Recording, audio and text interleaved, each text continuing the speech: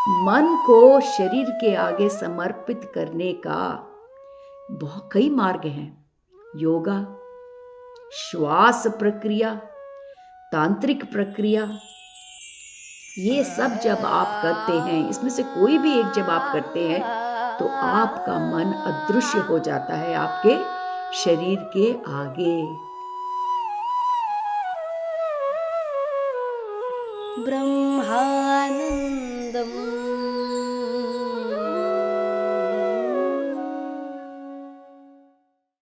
नमस्कार, ब्रह्मानंदम शो में एक बार आपका फिर हार्दिक स्वागत करती हूँ। आनंद कर्णेश जी द्वारा रचित a thousand seeds of Joy, इस अद्भुत किताब से हम आपस में विवेक बांट रहे हैं। दोस्तों, हम पवित्र त्रिमूर्ति अध्याय से गुजर रहे हैं। पिछले सप्ताह माँ ने हमें चेतना के कई स्तरों के बारे में बड़े विवरण रूप से विस्तार से हमें बताया। माँ ने ये बताया हमें, जो हम पिछले सप्ताह हम बात कर चुके हैं, कि चेतना के स्तर किस तरह उस शून्यता से आत्मानुभूतियों की तरह बढ़ते हुए वहाँ से देहभूति या कि बॉडी फीलिंग्स, बॉडी सेंसेशन, जिसे हम कहते हैं देहानुभूतियाँ, चेतना का स्तर ऐसा अपना रूप परिवर्तन करता हुआ शून्यता, आत्मानुभूति और देहानुभूति के रूप में हमारे सामने प्रस्तुत होता है। उसके बाद माँ ने हमें ये भी बताया था पिछले सप्ताह कि किस तरह देहानुभूति के झील में मन का एक छोटा सा बर्फ का टीला जैसा तैरता रहता हो, वैसा हमारे देहानुभूतियों में मन समाया हुआ रहता है। और माँ हमें पिछले सप्ताह ये बताने की कोशिश कर रही थी कि किस प्रकार इन देहानुभूतियों को, इन आत्मानुभूतियों को एक दूसरे के रिलेशन में हम समझ पाए। तो माँ ये हमें कह रही थी कि एक बार इस मिल्की वे, जिसे हम कहते हैं आकाश गंगा, इसको एक बार विजुलाइज करने की कोशिश करो। उस आकाश गंगा में एक तारा, और जब हम तारा कहते हैं दोस्तों, यहाँ से दिखता हुआ वो छोटा जो ब्राइटली शाइन होता है, वो तारा उस रूप में न देखें। जब हम एक स्टार कहते हैं दोस्तों, तो स्टार ग्रहों से भी बहुत बड़ा रहता है। तो अगर हम उस रूप में उस नक्षत्र को दर्शन करें तो आकाश गंगा से नक्षत्र छोटा है। उस नक्षत्र के अंदर अगर हम देख पाएं तो कितने मनुष्यों के शरीर उसमें समा सकते हैं। फिर अगर हम एक मनुष्य का शरीर देखें तो उस शरीरों में, एक मनुष्य के शरीर में कितने सेल्स, बॉडी के कितने सेल समाये रहते हैं। तो लगभग ये इसी प्रकार का रिलेशनशिप हमारे चेतनाओं के स्तर में है। तो जब माँ ने ये बात कही तो यहाँ पर आनंद कर्णेश जी माँ की कही हुई बात समझते हुए ये दोहराने की कोशिश कर रहे हैं। आनंद कर्णेश जी ये कहते हैं कि हाँ माँ, हमने ये अवश्य सुना है कि साइंटिस्ट के द्वारा लिखित या उनके द्वारा बताए हुए कथन के द्वारा हम ये समझते हैं कि इनका ये जो रिश्ता है, जो आपने बताया कि आकाश गंगा और एक तारा और एक मनुष्य और उसका एक सेल, इसका ये जो रिलेशनशिप है वो करोड़ों का रिलेशनशिप है। इसका मतलब कि एक हमारे आकाश गंगा में करोड़ों नक्षत्र समा जाते हैं। इसी प्रकार एक नक्षत्र में करोड़ों मनुष्य के देह समा सकते हैं। और इसी प्रकार एक मनुष्य के देह में ट्रिलियंस, जैसे हम अंग्रेजी में कहते हैं billions and trillions of cells, तो करोड़ों सेल्स हैं। तो माँ, आप जो बताने की कोशिश कर रहे हैं, हमें उसका तात्पर्य समझ में आ रहा है कि ये जो आप रिलेशनशिप हमें समझाने की कोशिश कर रहे हैं, ये करोड़ों या हजारों करोड़ों के स्तर पर है। तो जब आनंद कर्णेश जी ने ये बात कही तो माँ को समझ में आ गया कि जो बात माँ बताने की कोशिश कर रही हैं वो वहाँ तक पहुँच गई है।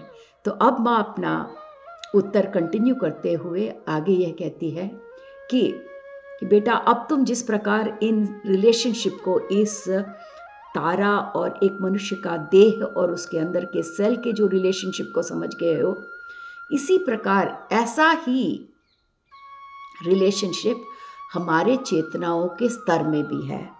तो दोस्तों, चेतनाओं के स्तर के बारे में मैं ये एपिसोड के पहले में भी आपको बता चुकी हूँ और हमने पिछले सप्ताह भी इसका जिक्र किया था।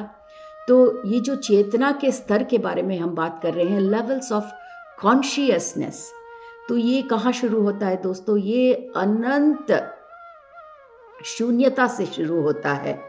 तो वहाँ से, उस चेतना के स्तर से अगला चेतना का स्तर जो है वो है आत्मानुभूति। तो अगर आप आत्मानुभूति वाला चेतना और शून्यता वाला चेतना, इन दोनों के स्तर का जो रिलेशनशिप है उसको अगर समझना चाहो, तो यहाँ माँ ने जो हमें तुलना बताई है उसका उपयोग हमें करना पड़ेगा कि शून्यता का ये जो चेतना जो शून्यता के स्तर पर है वो आत्मानुभूति यानी कि सोल फीलिंग्स के चेतना से हजारों करोड़ों बार ज़्यादा है। उसके वो कितना बड़ा है इसका ये रूप बताने के लिए माँ ये तुलना ले रही है। और फिर माँ ये भी कहती है कि ये जो आत्मानुभूति का अनंत समंदर है, दोस्तों पिछले सप्ताह माँ ने ये शब्द का प्रयोग किया था। जब माँ आत्मानुभूति के बारे में बात करती है तो आत्मानुभूतियों को उस अनंत समंदर से माँ तुलना करती है। तो माँ ये कह रही है कि अब जो, क्योंकि आप लोग अब उस शून्यता को आत्मानुभूति के तुलना में समझ चुके हो, अब थोड़ा आगे बढ़ते हैं दोस्तों। आत्मानुभूति और अगले चेतना का स्तर जो देहानुभूति है, उन दोनों के बीच के रिलेशनशिप को हम समझने की यहाँ पर कोशिश करें। तो एक बार याद करते हुए कि आत्मानुभूति के समंदर, आत्मानुभूति को एक अनंत समंदर से तुलना की गई है दोस्तों। और इसी प्रकार देहानुभूतियों को बड़े बड़े झील के रूप में प्रस्तुत किया गया है। तो जो अनंत समंदर होता है वो चाहे झील कितना भी बड़ा हो, उससे कई अधिक गुना बड़ा रहता है दोस्तों। तो अब माँ ये कह रही है कि आत्मानुभूतियों का ये जो अनंत समंदर है वो हमारे देहानुभूति के बड़े झील से कई गुना बड़ा और कई अत्यधिक गुना ज़्यादा है।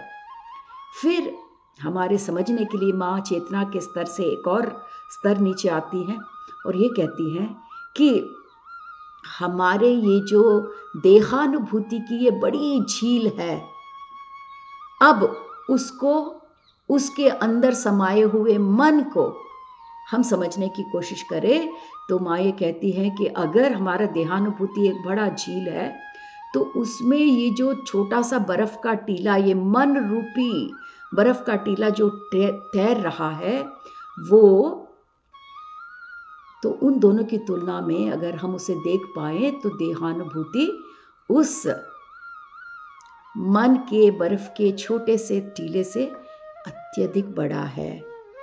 तो आपको ये समझने के लिए माँ ये तुलना बता रही है कि शून्यता आत्मानुभूति से कितना बड़ा है और इसी प्रकार आत्मानुभूति देहानुभूति से कितना गुना बड़ा है। तो यहाँ पर ये जानना बहुत ज़रूरी है कि जिस मन को हमने इतना अधिक महत्व हमारे जीवन में दिया है वो हमारे देहानुभूति की तुलना में अत्यधिक छोटा है। तो ये बात जब हमारे समझ में आ जाती है कि हमारे देहानुभूति के झील में मन इतना छोटा है, तो फिर हम मन पर काबू क्यों नहीं कर पा रहे हैं? हमारा मन इतना बड़ा होकर हम पर क्यों हावी हो जाता है? तो यहाँ पर ये ही हमें जानना बहुत ज़रूरी है दोस्तों। तो इसीलिए माँ ने हमें ये तुलना इतने विस्तार पूर्वक समझाने की कोशिश की है। तो जब माँ ने ये तुलना विस्तार पूर्वक आनंद कर्णेश जी को समझाया, तब आनंद कर्णेश जी हम सब की तरह बहुत ही आश्चर्यचकित हो गए कि माँ, हमारे देहानुभूतियों की झील में हमारा मन सिर्फ एक छोटा सा बर्फ का टुकड़ा है जो तैर रहा है। क्या मन इतना छोटा है? देखिए, हम सबके मन में एक ही प्रश्न यहाँ पर उठता है कि मन इतना छोटा है, पर हमने मन को कितना महत्व दे रखा है। तो आइए सुनते हैं माँ का क्या समाधान है, माँ का क्या उत्तर है इस प्रश्न का। तो माँ कहती हैं कि बेटा, जो शरीर है वो देखने में तो सीमित लगता है, क्योंकि सीमित है, इसकी एक परिधि है, इसकी एक सीमा है। तो जब हम अपने शरीर की तरफ देखते हैं दोस्तों, तो हमें नहीं लगता कि ये बहुत बड़ा है ना दोस्तों। तो क्योंकि हमारे शरीर की जो सीमा है वो हमें ज्ञात है, तो ऐसा नहीं लगता कि बहुत बड़ा है। हाँ, हालांकि माँ ने इस शरीर को और शरीर की ये जो अनुभूतियाँ हैं इसको एक बड़ी झील का रूप दिया है। पर जब हम अपने शरीर की तरफ देखते हैं दोस्तों, तो ये बहुत सीमित है। पर अगर शरीर सीमित है और आपको इतना छोटा लगता है, तो आप ये सोचने की कोशिश करिए, ये विजुलाइज करने की कोशिश करिए कि इस देह में ये जो मन है वो कितना छोटा होगा। क्योंकि हमारे सामने माँ ने तुलना ऑलरेडी प्रस्तुत कर दी है कि देहानुभूतियों के झील में मन एक छोटे से तैरते हुए बर्फ के टुकड़े के समान है। तो अगर आपको शरीर इतना छोटा महसूस हो रहा है, तो फिर उसमें तैरता हुआ मन कितना छोटा होगा दोस्तों। यहाँ पर ये गौर करने की आवश्यकता है। तो माँ ये कहते हुए आगे बढ़ती है कि चूंकि हमारा शरीर हमारे मन से कई गुना बड़ा है, तो शरीर क्या करता है? शरीर हमारे मन में जितना कुछ है, क्या है दोस्तों हमारे मन में? मैं पहले भी बता चुकी हूँ, हमारे मन में मुख्य रूप से हमारी सोच, हमारी भावनाएं, हमारा विवेक, हमारी यादें, हमारा अहम, ये सब हमारे मन के घर में बैठा हुआ है। तो चूंकि हमारा शरीर हमारे मन से अत्यधिक कई गुना बड़ा है, तो ये मन में जितनी भी चीजें समाई हुई हैं उस सब को अपने आप में डाइजेस्ट कर लेता है, अपने आप में पचा लेता है, अपने आप में घोल लेता है। तो हमारे शरीर की खूबी ही ये है कि हमारा मन जो भी प्रकट करता है, चाहे वो भावना के रूप में हो, चाहे वो यादों के रूप में हो, हमारे शरीर के पास ये क्षमता है कि उसे अपने आप में घुला ले, डिसॉल्व कर ले। तो इसे डिसॉल्व करने की क्या ज़रूरत है, ये हम और विस्तार पूर्वक जानेंगे, क्योंकि यहाँ पर माँ ने एक नया शब्द प्रस्तुत किया है कि हमारे मन में जितना कुछ समाया हुआ है, हमारा शरीर उस सब को अपने आप में घोलने की क्षमता रखता है। घोलने का शब्द यहाँ पर इसलिए प्रयोग किया गया है क्योंकि हमारे देहानुभूतियों को एक झील से उसकी तुलना हुई है। तो झील में पानी रहता है दोस्तों, और पानी का स्वभाव ही सबको अपने आप में घोलने का, अपने आप में मिला लेने का स्वभाव है। तो हमारे मन में जितना भी कुछ उथल पुथल अगर कभी भी उठता हो, तो याद रखिए दोस्तों, हमारे शरीर में ये क्षमता है कि उस सारे उथल पुथल को अपने आप में समा ले, अगर आप चाहे तो इस बात का जिक्र माँ आगे भी करेंगे और हमें ये समझाने की कोशिश करेंगी कि किस तरह देहानुभूति मन को अपने आप में समा लेता है। तो आगे बढ़ते हुए माँ कहती हैं, जो भी कुछ हमारे मन में है, इसके पहले भी हम कह चुके हैं दोस्तों कि जो हमारा माइंड है उसके 3 स्तर होते हैं। एक हमारा कॉन्शियस माइंड, जिसके सहारे से हम जीते हैं, हम चीज़ें हर रोज़ हम अपना जिंदगी जो व्यतीत करते हैं, वो हमारे कॉन्शियस माइंड, जो हम बिल्कुल हमें ज्ञात रहता है कि हमारे मन में क्या है, वो हमारा सारा कॉन्शियस माइंड है। जो और भी इसके 2 लेवल्स हैं दोस्तों, जिसे हमने पिछले सप्ताह हमने उसके बारे में बात किया था। दूसरा है सबकॉन्शियस और तीसरा है अनकॉन्शियस। तो ये जो सबकॉन्शियस लेवल का ये जो हमारा मन है दोस्तों, वो हमारे पिछले जन्मों से या फिर हमारे इस जन्म में भी, हमारे बचपन के काफ़ी यादें समाया हुआ है, पर हम उसे सामान्य रूप से उसे याद नहीं रखते, पर ज़रूरत पड़ने पर सबकॉन्शियस लेवल जो हमारा माइंड है, वहाँ से हमारी यादें कई बार बाहर आती हैं और हमें बहुत आश्चर्यचकित कर देती हैं कि ये क्या है, मैं तो इसके बारे में जानता भी नहीं था, पर ये याद कहाँ से आई। तो ये याद दोस्तों पिछले जन्म का हो सकता है, हमारे बचपन का हो सकता है, या हमारे अतीत में कोई भी याद हो सकता है जिसे हम भूल गए हैं, पर वो हमारे सबकॉन्शियस माइंड में बिल्कुल सुरक्षित रूप से है। और जो अनकॉन्शियस माइंड है वो उसका हमें ज्ञात ही नहीं रहता दोस्तों। वो इतना बड़ा भंडार है जिसका हम बहुत कम उपयोग करते हैं हमारे इस मानव रूप जिंदगी में। तो माँ ये यहाँ कहती हैं कि जितना भी हमारे मन में समाया हुआ है, चाहे वो कॉन्शियस लेवल में हो, चाहे वो सबकॉन्शियस लेवल में हो, चाहे वो अनकॉन्शियस लेवल में हो, ये सारी अनुभूतियां हम जब देहानुभूति के रूप में इसका अनुभव करते हैं, तो ये एक बड़े परिवर्तन के रूप में हमारे जिंदगी में हमारे सामने होके आकर खड़ा हो जाता है।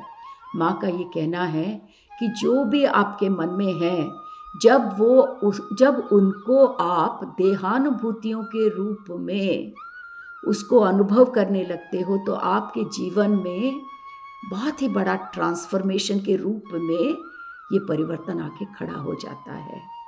तो इस बात को हम धीरे धीरे और थोड़ा जानते हुए आगे बढ़ेंगे कि किस प्रकार मन की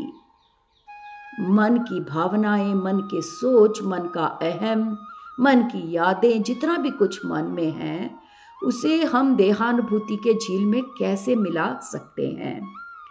तो माँ यहाँ कहती हैं कि आप जो मन के 3 स्तरों के बारे में हम बात कर रहे थे, पहले हम कॉन्शियस माइंड के बारे में बात करते हैं, जिसका हम उपयोग हमारे हर दैनिक जीवन में करते हैं, हर एक हम करते हैं। तो पहले हम कॉन्शियस माइंड के बारे में बात करते हैं। तो किस प्रकार कॉन्शियस माइंड को हम अपने देहानुभूतियों में मिला सकते हैं। तो यहाँ पर माँ का ये कहना है कि जो हमारा कॉन्शियस माइंड है, उसको हमें अपने शरीर के आगे समर्पण करना होगा। मन को शरीर के आगे किस प्रकार समर्पण कर सके। माँ ने तो कह दिया कि आपके कॉन्शियस माइंड को आपके शरीर के आगे समर्पण कर दीजिए। तो समर्पण, एक बात याद रखें दोस्तों, जहाँ भी समर्पण शब्द का प्रयोग होता है, समर्पण का मतलब ये है कि शरणागत का मतलब ये है कि मेरा कुछ अस्तित्व नहीं है, या जो भी कुछ है मैं आपके चरणों पर उसे अंकित करता हूँ। तो जब मन अपने आप को शरीर के सामने समर्पण कर देता है, तो उसका मतलब ये हुआ कि मन अपने आप को बड़ा नहीं समझ रहा है, मन अपने आप को शरीर के आगे अंकित कर रहा है, शरणागत भाव से समर्पित कर रहा है। यहाँ पर ये प्रश्न उठता है दोस्तों कि अगर मन, हमारे जो कॉन्शियस माइंड है, वो हमारे शरीर के सामने समर्पण करता है, तो समर्पण किस प्रकार किया जा सकता है, किस प्रकार हमारे कॉन्शियस माइंड को हम अपने शरीर के सामने आगे समर्पण कर सकते हैं। तो माँ ने इसका भी हमें उपाय दिया है। माँ कहती हैं कि मन को शरीर के आगे समर्पित करने का बहुत कई मार्ग हैं। योगा, श्वास प्रक्रिया, तांत्रिक प्रक्रिया, ये सब जब आप करते हैं, इसमें से कोई भी एक जब आप करते हैं, तो आपका मन अदृश्य हो जाता है आपके शरीर के आगे। और जब आपका कॉन्शियस माइंड, दोस्तों, जब आपका कॉन्शियस माइंड, आप जो भी तरीके से, या आप अपने श्वास के द्वारा, या तंत्र मंत्र के द्वारा, या योगा के प्रैक्टिस के द्वारा, जो भी तरीका हो, उस तरीके के द्वारा या कोई और उपाय के द्वारा जब आप अपने कॉन्शियस माइंड को शरीर के आगे समर्पण कर देते हो, तब वहाँ पर आपका कॉन्शियस माइंड नहीं रहता, उस समर्पित स्थिति में आपका कॉन्शियस माइंड नहीं रहता। और ऐसे स्थिति में क्या होता है दोस्तों, हमारा ये जो सबकॉन्शियस माइंड और अनकॉन्शियस माइंड की जो दुनिया है उसका द्वार खुल जाता है। जो हमारा सबकॉन्शियस और अनकॉन्शियस माइंड जो है, ये दोनों हमसे छुपे रहते हैं दोस्तों। सबकॉन्शियस माइंड हमारे अतीत की गहरी यादें इस सबकॉन्शियस माइंड में समाई रहती हैं। और जैसा मैंने कहा, जब हमें ज़रूरत पड़ती है, कभी कभी हमारे नहीं जानते हुए भी इस सबकॉन्शियस माइंड से हम यादें बाहर लेकर आ जाते हैं। पर ये जो अनकॉन्शियस माइंड का ये जो भंडार है वो इतना बड़ा है दोस्तों, इसके बारे में बहुत कम जानकारी हमारे पास है। तो इसीलिए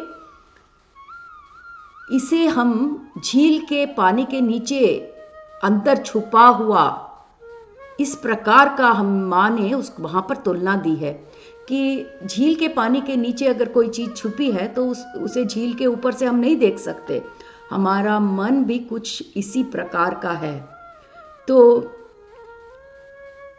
जितना भी कुछ विवेक है दोस्तों, जितना भी कुछ इस विश्व में है, अगर हमें उस तक पहुंचना होगा तो हमें हमारे सबकॉन्शियस और अनकॉन्शियस लेवल को, हमारे माइंड के सबकॉन्शियस और अनकॉन्शियस लेवल को जानना होगा। तो प्रश्न ये उठता है कि अगर हम हमारे दैनिक ज़िंदगी में हमेशा कॉन्शियस माइंड के स्तर से ही अगर काम करते हैं तो हम फिर सबकॉन्शियस और अनकॉन्शियस माइंड के स्तर तक कैसे पहुंच सकते हैं। तो इसी प्रश्न का जवाब माँ यहाँ दे रही हैं कि माँ कहती है कि अगर तुम्हें सबकॉन्शियस और मन के अनकॉन्शियस लेवल तक पहुंचना है तो सबसे पहले कॉन्शियस माइंड से परे जाना होगा। परे का मतलब बियॉन्ड, उससे ऊपर जाना होगा। तो कॉन्शियस माइंड से परे जाने का एक मार्ग जो माँ ने हमें बताया, या 2-3 मार्ग यहाँ पर माँ ने हमें बताया कि आप अपने श्वास के द्वारा अपने कॉन्शियस माइंड से परे जा सकते हो। और ये कॉन्शियस माइंड से परे जाना ही कॉन्शियस माइंड को शरीर के आगे शरणागत करना है दोस्तों, या समर्पण करना है।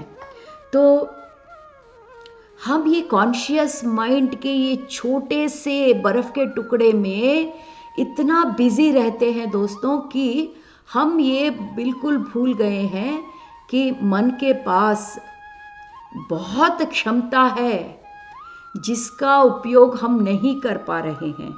और जितना कुछ मन का हम उपयोग कर रहे हैं वो बहुत ही छोटा है। और वो कितना छोटा है ये हम जानते हैं, एक बड़े झील में एक छोटे से बर्फ के टुकड़े के समान है।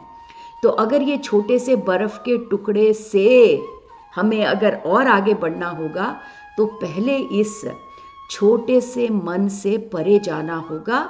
और ये हमारे समर्पण के द्वारा ही संभव है।